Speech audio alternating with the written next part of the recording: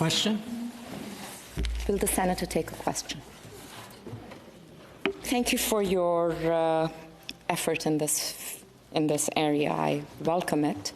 I wonder if in your research you also looked at the prevalence of forced labor in our country, because that does exist as well. Senator Miville-Dechêne. Absolutely. Senator Miville-Dechêne. Obviously, c'est une question d'importance.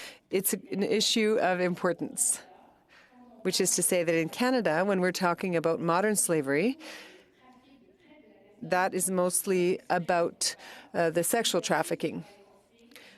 And there is forced labor as well, but in much smaller proportions than elsewhere in the world. Elsewhere in the world, generally speaking, there is more forced labor in companies and in the private sector than sexual trafficking.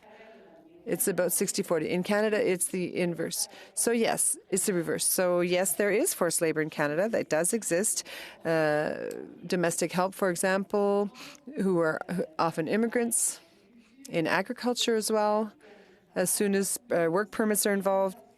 So yes, it does exist in Canada, especially for those who have temporary work permits.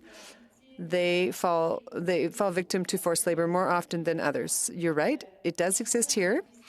Did we specifically look at that for this bill? Well, I think when we're talking about supply chains, we're talking about a supply chain that may be national or international. So, of course, forced labor in Canada is covered.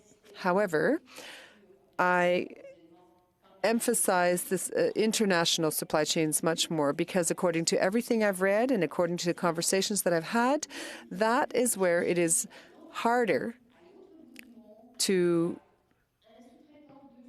deal with companies that are all the way across the world and have 2 or 3 suppliers and subcontractors.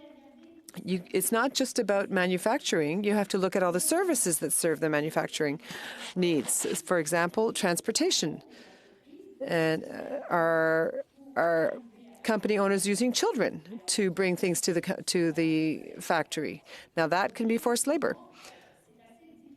So, indeed, it is quite difficult to know what the numbers are. All kinds of numbers are circulating, but as to forced labor in Canada, there are very few data that we can rely upon to identify the scope of the problem. However, Senator, I thank you for mentioning it. Perhaps in my speech, I spoke too much of forced labor outside of Canada and not enough of what's going on within our own borders. So thank you for the question.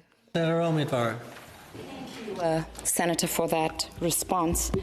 I know that there are many instances of forced labor where passports are taken away, and it's primarily, you're right, within the precarious community of either temporary foreign workers or agricultural workers. I wonder what your response would be to an observation that people in glass houses should not throw stones. I take Senator Richards' comments or question into consideration. Absolutely, the kind of supply chain that you have described is of serious concern. But we have problems in our own country. I wonder if even at committee you would be open to extending the scope of your bill to include supply chains in Canada. Senator Miville-Dechêne. Thank you for your question. The bill doesn't say supply chain outside of Canada. The bill covers supply chain in general.